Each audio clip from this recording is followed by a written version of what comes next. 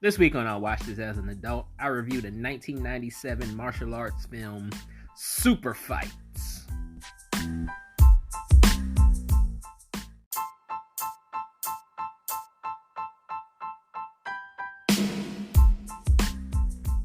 Don't forget to support the show on Patreon. That's Patreon / I Watched This as an Adult, where you get access to special content. Your support means a lot. Thank you. What is the perfect movie franchise? Does such a thing truly exist? The License to Watch podcast sets out to answer that age-old question. Join comedians Matt McGregor, Harris McCabe, and Colin Shaw as they dissect your favorite film franchises one movie at a time. Along for the ride is a different film industry guest for every episode. Listen as the boys play judge, jury, and executioner and decide which of your favorite movie franchises are worthy of a license to watch.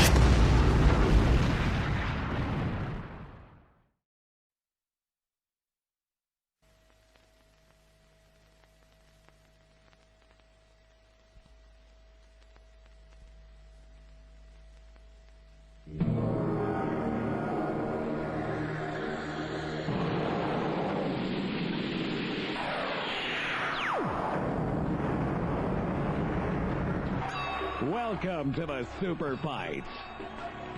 Budokai, Dark Cloud, Rasputin, Night Stalker, and Angel. A world Jack Cody dreamed of, trained for, Time for Superfights! hoped for.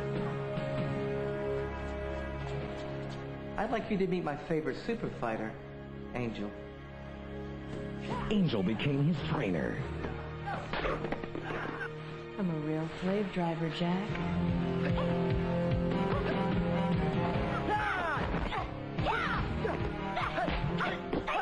The Superfights are a world of glitz, glamour, blood, and violence.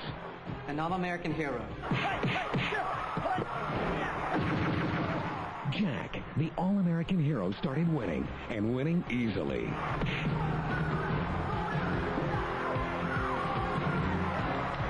You're not winning the fights. They're losing.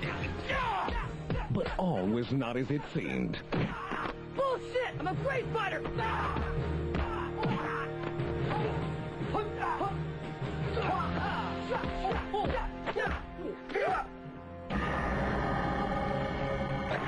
And the Superfights became much more than the world's most popular pay-per-view event.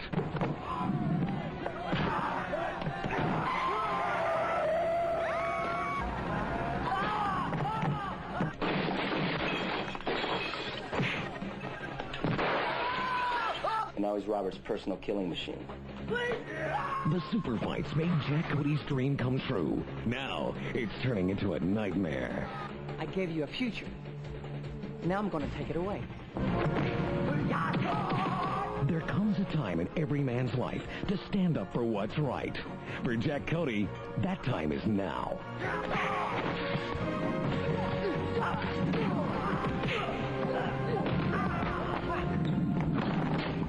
Jack Cody was trained to be a super fighter. Now, his very survival is on the line. He has to be better than all the super fighters. It's up to him to take them down.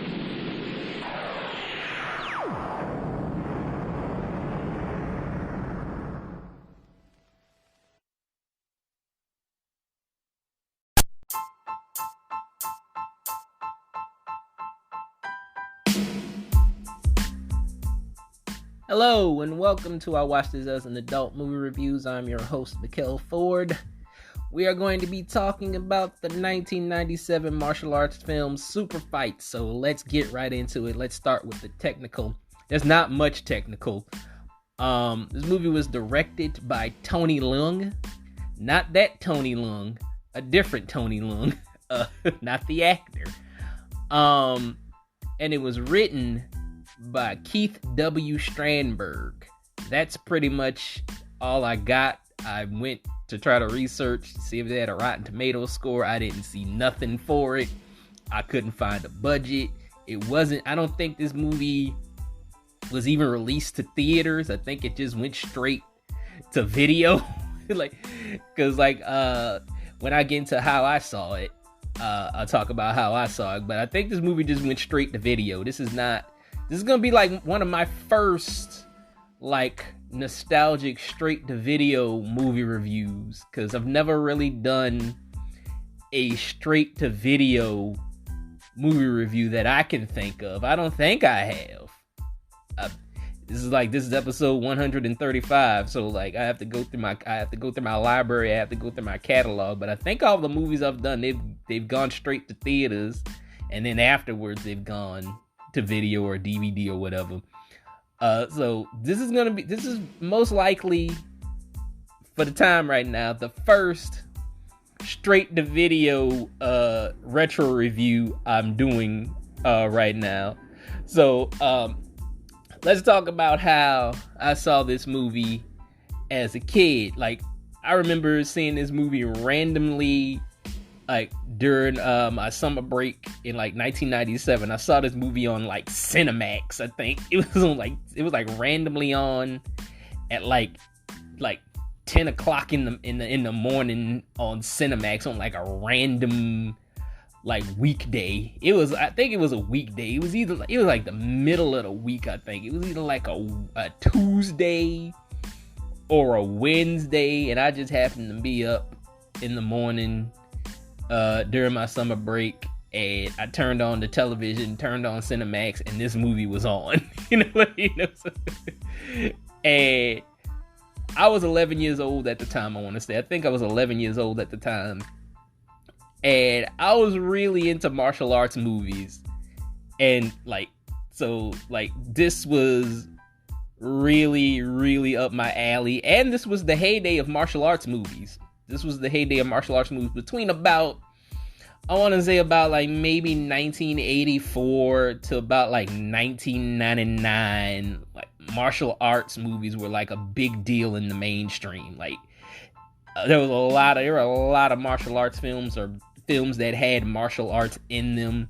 Like, oh, this guy just happens to know some type of martial art or something like that. He's a cop, or he's a janitor, or whatever that knows martial arts.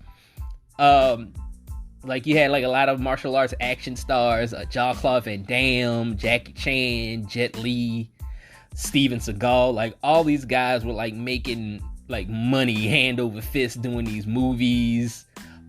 Also shouts out to like Don the Dragon Wilson, Cynthia Rothrock, Michelle Yeoh. Like, they were doing the damn thing too. They were out here like getting this money and doing these martial arts films as well. They were more like the underground indie martial arts people. There was another guy too. I forgot his name. They used to do like martial arts films too. And he used to do them with Cynthia Rothrock, but I think he had a couple by himself. I forgot his name. His name is like Richard something. I forgot his name. He used to be in a lot of Cynthia Rothrock movies as well. And I think he probably had some by himself, but I don't remember them. But he had some. There was like a martial arts kid. The kid that played Masked Rider, he had a couple of martial arts films. If you remember the show Masked Rider, which is like, it's basically like a Power Rangers-esque type show. Comes from Japan. They not ripped off, but like they adapted a show called from Japan called Kamen Rider. But like, that kid used to do a lot of martial arts films as well in the 90s. I might do a movie with him in the future, because I've seen a lot of those movies, because it was just like, it was just impressive to me to see a kid doing martial arts. This kid's like 12, 13 years old, like beating up grown men, which is probably something you won't see today, because I remember like you had like the movies like the Three Ninjas movies. There was another movie like that called Pocket Ninjas. Like I said, like the kid that played Masked Rider, he did a lot of that stuff. A lot of the Power Rangers weren't really kids, but the illusion is that they were kids that knew martial arts, that fought aliens, so like there was a lot of kid martial arts properties back in the 90s too. Like I said, something you will not see today because everything's so gritty and real and realistic, and they're just like, hey man, if a kid try to fight a grown man, that grown man's gonna whip that kid's ass, you know. But I don't know. But I digress. But yeah, man, I used to love this movie. I used to love this movie as a kid. So like this movie like really caught my eye because I was really into martial arts at the time. But let's see how I like this movie as an adult. Superfights. Superfights is if American Gladiators, the WWE, Bloodsport, and WMAC Masters had a coked up baby. And you get super fights out of that. They just had like a one big coke-filled orgy, and they made super fights. That's what that is. Throw a little bit of like Mortal Kombat in there too. You could throw a little bit of Mortal Kombat in there. Throw a little bit of Street Fighter in there as well. The first minute of this movie is just insane. Like, it starts with the volume turned up to 11 and it does not stop. It keeps going. The plot of this movie is us following this kid, this man, is he a kid? Is he a man? Is he a man kid? I don't know, but his name is Jack Cody. He's played by Brandon Gaines. A name that you probably don't know, and I haven't heard since. But Jack Cody has the hyperactive energy of a 6-year-old hopped up on too much Mountain Dew, and like he's just all over the place. He is like hyperactive, like a motherfucker, and he is obsessed with super fights. Like, he's so obsessed with super fights that he built a super fights obstacle course in the storage room of his job. Like, this is a grown man. This is a grown man doing this. He's got an obstacle course like his goddamn Double Dare in the goddamn stock room of his job, and he's just flying around, flipping around, kicking dolls, kicking mannequins, just kicking all types of shit. He's just a kicking fool, and he's just all over the place, man. Like, dude, like I said, grown man. Like, he's a grown man, but like, it's like the actor plays this character like he's a naive child. Like, he's a 30-year-old man with the common sense of a 10-year-old. Like, he's just so naive and wide-eyed and bushy-tailed, and he's just like optimistic about the world, you know? Like, he's just, oh my god, wow. That's how he plays the character. But anyway, Jack saves this young Asian girl from being robbed, and for some reason she takes him to meet her grandfather. like she takes him to meet her grandfather, and her grandfather looks like Jin from Street Fighter. If you get that reference, if you've ever played the Street Fighter games, if you ever played Street Fighter Alpha or something like that, like he's all up in the Street Fighter Alpha series. Like I'm saying, like, he just looks like this like stereotypical old Fu Manchu looking dude, and of course, when him looking like that, he knows Kung Fu. I'm only 10 minutes into this movie at this time, folks. Like, only 10 minutes into the movie, and we get all of this. Like I said, stays at 11, does not stop. But like, so apparently, Jack saving that girl has made him a local hero. He's got like news reporters at his door. He lives with his mom, by the way. He has news reporters at the door. He thinks like his mom's dead or something, and I'm thinking that too. I'm like, did his mom die? I don't remember his mom dying in this movie. I don't know, because he's like, is my mom okay? And he just like running in there, and she's okay, and she's just like, oh, I taped it. They taped him somehow. They got like the footage of him saving the girl and all this stuff. And she was like, you're going to be a star or something like that. Might I add, he had an argument before this. He had an argument with his mother about him getting involved in fighting, and she didn't want him involved in fighting. And then like all of a sudden he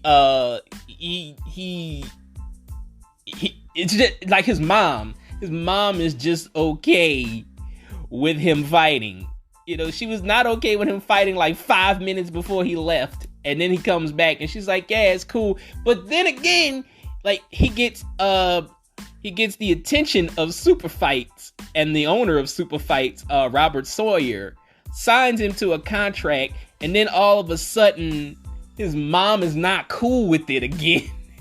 And then when he gets into the Superfights, his mom is cool with it again, and she starts going, like, it's confusing, man. It's so goddamn confusing. Like, do you want him to fight or do you not want him to fight? Because you make up your damn mind, lady. Make up your mind. But Jack is annoying as fuck. He's real annoying. Like, I don't know if he has ADHD or his mom drunk too much with him, like while she was pregnant with him. But like, the boy ain't right. Like I said, like the actor plays the character like a child, and like this is a grown ass man. He's a grown man. Stop it. Like, act like a grown up, please. Like, what are you doing? I could focus on the other characters in this movie, but like I said, like I could focus on the other characters in this movie. Like, there's a black guy in this movie who's pretty much like martial arts Eddie Murphy. Like, he looks and sounds like Eddie Murphy. I remember when I was a kid, I thought he was Eddie Murphy's brother. I was like, oh wow, Eddie Murphy's brother knows martial arts. And I was wrong, because like eventually we met his brother, Charlie Murphy. That's his brother. So and he don't know martial arts. But yeah, man, that kind of confused me. I was like, what like, who is that guy? Like, why does he sound and look like Eddie Murphy? You know, like, it's crazy. But yeah, like I said, like I could talk about the Eddie Murphy guy. I could talk about the Asian dude with the painted face and all this stuff. But it's just so much fun to talk about Jack, because one, the other characters are pretty dull. They don't really do much, and two, because Jack is fucking stupid. You know, like, he's stupid. He's dumb. He's naive. He don't know no better. He don't know no good. I don't know how. You know, like, he's all of that. But Jack starts training with one of the female fighters named Angel. And like at the beginning, like, she just like straight up puts this dude in like the danger room from the X-Men. Like, she has this dude like pretty much fighting for his life in this goddamn obstacle course. It's kind of like the obstacle course he built in his storage room. So like, it's not really a problem for him. So like, he's able to maneuver it. Angel is also a sexual predator. Like she just starts taking advantage of poor little Jack, man. Like, she's bigger than Jack, because like Angel is jacked as hell. Like, she's a big woman. Like, she is buff. So like, she just starts taking advantage of poor little Jack. Like, she's practically like raping this poor guy. Like, she grabs his ass and everything. Like Angel is just the worst. But it's also the 90s, so male sexual assault doesn't exist. So they have to make it look like he wanted it, you know, because otherwise he's like, hey, woman, stop touching me when I don't want to be touched. And make him look gay for some reason, I guess. I don't know. It's like, if a man doesn't want to be touched, even if it's by an opposite sex, he has the right to say no, you know. especially all the touching and all the stuff that she was doing with him. She lured him in the room. She took her goddamn panties off. in the room, she laying in the room with no pants on, and it's like she's enticing this man. Like you see her butt naked. Like she leaves the door open when she's taking a shower, and she like butt naked. Like they show it, like they show her butt naked in this movie, and like she just like looking. She like, I know you like what you see, all types of stuff. But yeah, man, she does that, and like she also starts giving this nigga steroids. Like she starts giving him steroids, so she's sexually assaulting him and getting him doped up. Like I said, this movie has a tonal issue. Like the tonal shifts are like neck-breakingly fast. Like sometimes this seems like a slapstick martial arts movie for kids, and then it turns into like a Skinamax porno other times, like mostly with Angel, like because they use Angel like eye candy, like a lot.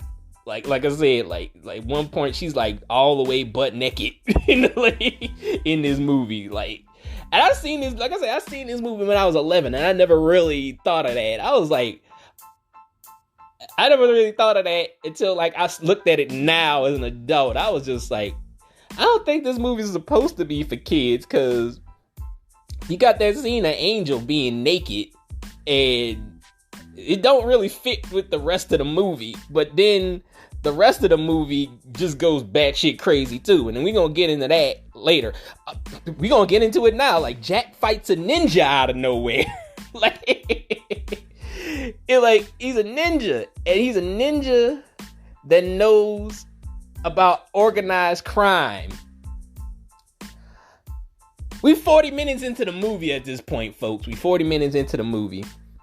Because it turns out Superfights is an organized crime syndicate. Like, it's like fucking Cobra or something. I don't know. But Jack hooks back up with the Asian girl that he been igging like throughout the whole movie. Like, which I don't understand, because like the Asian girl, I don't even get that girl. I don't think they even say that girl's name, because I don't want to keep calling her the Asian girl, but she doesn't have a name, so I just got to keep calling her the Asian girl. So, but like he keeps igging the Asian girl, which I don't know why she feels some type of way about it. Like she goes to the matches, like I think like she saw him driving by, and he didn't say hey to her, and like she just feeling all types of bad and all types of sad. But I was just like, you knew this dude for like 5 minutes, and he saved you from a bank robber or like a stick up dude, like that's all he did. I was like, he really doesn't know you anything, woman. He really doesn't know you anything. But he hooks back up with her, hooks back up with the Asian girl and her grandfather, and like they start training Jack the right way. Like he's not learning any more of that dirty super fighting. Like the grandfather's gonna teach him about chi and inner peace and all this crap. Like this is pretty much a convoluted way to get Jack with the Asian girls. Like it's just a way to make her his love interest by him learning from the grandfather. That's all it is.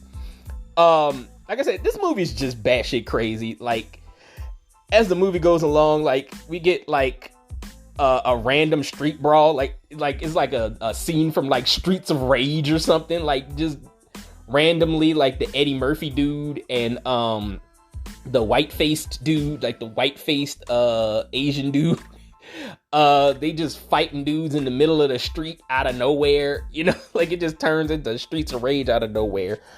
Like this movie also gets like really super violent out of nowhere. Like that's where the Mortal Kombat element comes in. Like a guy gets his head decapitated by a ceiling fan. Like I didn't even know that was possible, but Superfights finds a way to do it. I don't know if that's possible. I don't want to find out if that's possible. I'm not gonna test it out, but it just looked really silly. But yeah, man, I know I advertised that Rob Van Dam was in this movie. Like, if you follow me on Instagram, you follow me on social media, watch this as an adult 85, go follow me on Instagram. If you follow me over there, also I watched this as an adult on Twitter, go follow me there. But like, I advertised that Rob Van Dam was in this movie, and he is, for like 3 minutes, and he gets his ass whooped, you know. He gets the shit kicked out of him. He gets beat up. And it's like, it's kind of sad because like Rob Van Dam is one of my favorite wrestlers, man. I'm a big WWE fan. And like he was one of my favorites because like he was unique. He didn't do like the regular like wrestling that the other wrestlers did. Like, cause like it was like, oh, he knows karate, you know, like, cause that was like the thing with Rob Van Dam. Was like he was like a wrestler that did karate in the ring, you know. He wasn't like doing suplexes and German suplexes and headlocks and all this stuff. It was like he's gonna do like a roundhouse kick and he's gonna flip around and all this stuff. That was the appeal of Rob Van Dam. But speaking of WWE, the Robert Sawyer character I talked about earlier. It's said that they said that this character is based on Vince McMahon, and I could kind of see the resemblance. Like, they're both like these buff middle-aged men who do shady shit behind the scenes, you know. I think they were talking about the research I did. They were talking about they based it off of the steroid trial. Like Vince McMahon at the steroid trial, they based it off of that. So these people know their shit. Like, these people that know stuff about wrestling, they know about the WWE. So it's pretty spot on. But Robert wants Jack to take the dive in a fight, and Jack refuses. So like it's pretty much his ass, because he finds out that Superfights is an organized crime syndicate. Like, he sees the inner workings. He sees like the dirt that's going on. They're like laundering money and selling cocaine and all this other crap, and like extorting people for money and all types of stuff. So like they're doing all this stuff. So like he doesn't want to throw the fight. So that's pretty much the end of him, because they will kill you if you don't do what you're told. So Jack and the ninja dude, who turns out to be the white-faced Asian dude who is a super fighter, he teams up with him to take out the organization. But the ninja dude ends up getting set up. He gets set up by Sawyer, and he's almost killed. But Jack saves him. So like that's pretty much that. I gotta say, for a movie that's like 80% fighting, like there's a lot going on here. They just like throw a lot of stuff at the wall just to see what sticks, you know, because like I'm not even gonna tell you guys the ending of this movie, because I actually recommend this movie. I recommend people watch this movie. Because usually I'll be like, oh yeah, this happened, and then everything happened in the end. I'm not even going to tell you the ending of this movie, because it's so wild. This movie is so wild, it needs to be seen. It's not a good movie by any stretch. But I had fun watching it. I was confused. I was happy. It made me go through a whole range of emotions. Like I said, this is probably the most I've laughed watching a movie for this podcast. You know, and for that, I thank it. You know, I needed a good laugh. But yeah, man, if you like hilariously bad acting and convoluted martial arts scenes, like, man, this is the movie for you. I give it a 2 out of 5, because like I said, it's not a good movie. It's not a good movie by any stretch of the means, but it entertained the hell out of me, man, and I gotta give it that. So 2 out of 5, man. Join me next week when I will be talking about 1985's The Goonies. Until next time, peace.